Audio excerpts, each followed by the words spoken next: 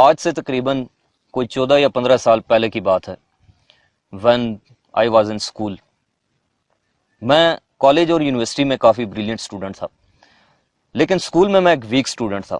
Average, بہت زیادہ پڑھنے والا نہیں تھا میں، لیکن میں انٹیلیجنٹ تھا. جو میں ایک بار دیکھ لیتا تھا وہ مجھے یاد ہو جاتی تھی چیز. تو ایک بار اسکول میں نے یہ فیصلہ کیا کہ آج سے میں بھی محنت کروں گا، پڑھوں گا. ہر اس نالائق بچے کی طرح جو کبھی نہ کبھی ایک بار یہ ضرور فیصلہ کرتا ہے کہ اب مجھے پڑھنا چاہیے. تو مجھے یاد ہے کہ ہمارے مڈ ٹرم ایگزام ہونے والے تھے، اور پہلا پیپر جو تھا ہمارا وہ انگلش کا تھا. تو میں نے جس دن پیپر تھا اس دن صبح میں اٹھا 6 بجے، اور میں نے اس پیپر کی اچھی سے تیاری کی، اور 2 ایسے میں نے یاد کیے. اب جب میں اسکول گیا اور پیپر میرے سامنے آیا تو میں نے دیکھا کہ انہی 2 ایسز میں سے ایسے جو ہے ایک مضمون وہ لاسٹ کوشچن میں آیا ہوا ہے. تو میں بڑا خوش ہوا، اور میں نے وہ جو کوشچن تھا وہ پہلے نمبر پہ اٹیمپٹ کیا. بالکل ٹھیک کیا. تو جب پیپرز وغیرہ چیک ہو گئے اور آفٹر ایگزام ٹیچرز نے جب پیپرز ڈسٹریبیوٹ کیے کلاس میں کہ اپنی اپنی مارکنگ وغیرہ اپنا پیپر دیکھ لیں کہ صحیح چیکڈ ہوئے ہیں یا نہیں، تو میرا پیپر جب میرے سامنے آیا تو میں نے دیکھا کہ میرے اس کوشچن پہ جو بالکل ٹھیک تھا اور جو میں نے سب سے پہلے اٹیمپٹ کیا تھا، اس کے اوپر ایک بڑا سا کراس لگا ہوا ہے، 0 مارکس. I was shocked.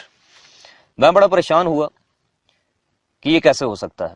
میں اپنا پیپر لے کے ٹیچر کے پاس گیا کہ سر آپ نے یہ شاید غلطی سے اس کو کراس کر دیا ہے، مارکس 0 ہیں. میرے اس سوال کے جواب میں ان ٹیچر نے جو جواب دیا آج بھی میں وہ یاد کرتا ہوں تو ایک تلخی سی اندر گھل جاتی ہے.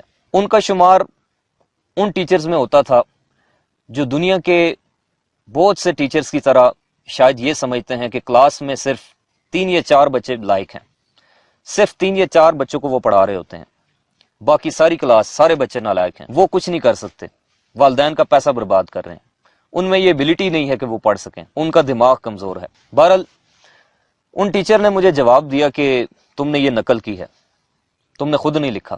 اگر تم نے خود لکھا ہے تو پڑھ کے سناؤ. تم کیسے پڑھ سکتے ہو؟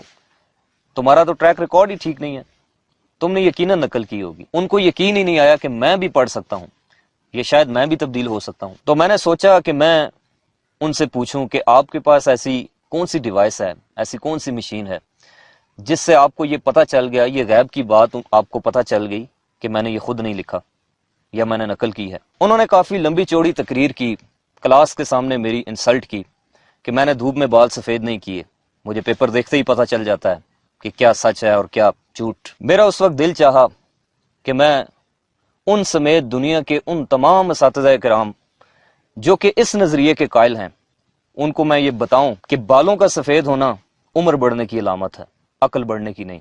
لیکن میں چپ رہا، اور میں نے اس دن یہ ڈیسائیڈ کر لیا، یہ اپنے اوپر چیلنج لے لیا کہ اب میں بھی ٹیچر بنوں گا، اور ایسا ٹیچر جو کسی بچے کو کبھی ڈی موٹیویٹ نہ کرے، کبھی کسی کو ڈی گریڈ نہ کرے، کسی بچے کو یہ نہ کہے کہ تم کچھ نہیں بن سکتے، تم پڑھ نہیں سکتے، تم کمزور ہو، تمہارے اندر کوئی سکل نہیں ہے، تمہارے اندر کوئی ایبلٹی نہیں ہے، تم کبھی کچھ نہیں کر سکتے، تم نکمے ہو، تم نالائق ہو. ہر بچہ ڈیفرنٹ ہوتا ہے، ہر ایک کے پاس اپنی سکل ہے، اپنی کریٹیوٹی ہے، اپنا دماغ ہے، ہر کوئی الگ الگ فیلڈ میں ماسٹر ہو سکتا ہے. میں وہ ٹیچر بنوں جو کلاس میں آخری بینچ پہ بیٹھے ہوئے بچے کو بھی اسی طرح پڑھائے، اسی کنسنٹریشن سے جس طرح سے فرسٹ بینچ پہ بیٹھے ہوئے بچے کو پڑھاتا ہے. میں ان کو بتاؤں کہ ہر اچھا پڑھنے والا اچھا پڑھانے والا نہیں ہو سکتا. آپ استاد کتنے بڑے ہیں یہ چیز آپ کی ڈگریاں ڈیسائیڈ نہیں کرتی، بلکہ آپ کے اسٹوڈنٹس ڈیسائیڈ کرتے ہیں کہ آپ کی بات ان کے دماغ میں اتر رہی ہے یا نہیں. آپ کی کمیونیکیشن سکلز میٹر کرتی ہیں. اور اتفاق کی بات ہے کہ ٹھیک اس واقعے کے 6 سال بعد میں ٹیچر بن گیا. اور اس سے بھی بڑا اتفاق کہ میں جس پہلے کالج میں اس وقت پڑھاتا تھا، یہ سن 2010-11 کی بات ہے، انہی ٹیچر صاحب کا بیٹا ایک سیکشن میں میرا اسٹوڈنٹ بن گیا. میں نے یہ کہانی کافی بار اپنی زندگی میں سنائی ہے، اور اس کو سنانے کا یہی مقصد ہے کہ اگر آپ کے اندر بھی کوئی ایبلٹی ہے، اگر آپ کے اندر کوئی کریٹیوٹی ہے، کوئی سکل ہے، آپ کچھ کر سکتے ہیں، یا آپ کے اندر بھی کوئی طوفان پوشیدہ ہے اور آپ کا پھٹنے کو دل کرتا ہے، تو اپنے آپ کو براڈ کاسٹ کریں، اپنی کمیونٹی سے باہر نکلیں، اپنی گیدرنگ سے باہر نکلیں، دنیا کو دکھائیں کہ آپ کے اندر کیا ہے. کیونکہ ہمارے ہاں اکثر ایسا بھی معاملہ ہے کہ جس بندے کو کوئی علم کی بات پتہ چل جائے اس کے پاس کوئی نالج ہو تو وہ اس ڈر سے کسی دوسرے کو نہیں بتاتا کہ کہیں یہ کل کو میرے مقابلے پہ نہ آ جائے. ایسا نہیں ہوتا کبھی. علم ایسی چیز ہے کہ آپ اس کو جتنا بانٹیں گے، جو آپ دیں گے وہی آپ کے پاس لوٹ کے آئے گا. اور میں نے اسی نظریے کے تحت یہ یوٹیوب چینل کریٹ کیا. آج الحمدللہ اللہ کے شکر سے، والدین کی دعاؤں سے اور آپ سب کی محبت کی وجہ سے دنیا کے کروڑوں لوگ مجھے دیکھ چکے ہیں. یہ میں اپنی تعریف نہیں کر رہا، میں اپنی تعریفوں کے پل نہیں باندھ رہا، میں صرف آپ کو موٹیویٹ کر رہا ہوں کہ آپ بھی یہ کر سکتے ہیں. میرے اس چینل پہ 10 ماہ پہلے صرف 15,000 سبسکرائبر سے، اور آج 4 لاکھ سبسکرائبرز کا کمپلیٹ ہو جانا اس بات کا واضح ثبوت ہے کہ میں اپنے مقصد میں والدین کی دعاؤں اور آپ سب کی محبت کی وجہ سے کامیاب ہو گیا ہوں. جو علم، جو نالج، جو تھوڑا بہت ہے میرے پاس، جس کو میں ڈیلیور کرنا چاہتا تھا، وہ آہستہ آہستہ اب کامیابی سے ڈیلیور ہو رہا ہے. میں جس بھی قسم کی ویڈیوز بنا رہا ہوں، جو بھی بات اس میں بتا رہا ہوں، بہت سے لوگوں کو اس سے اختلاف بھی ہو سکتا ہے، بہت سے لوگوں کو اس سے کوئی نئی چیز سیکھنے کو بھی ملتی ہے. تو میں پوری دنیا میں اپنے تمام سننے والوں، چاہے وہ پاکستان سے ہیں، انڈیا سے ہیں، یا پھر جہاں جہاں پہ اردو یا ہندی بولی جاتی ہے، سمجھی جاتی ہے، ان سب لوگوں کا جنہوں نے مجھے اس مقام پہ پہنچایا، ان سب کا میں تہہ دل سے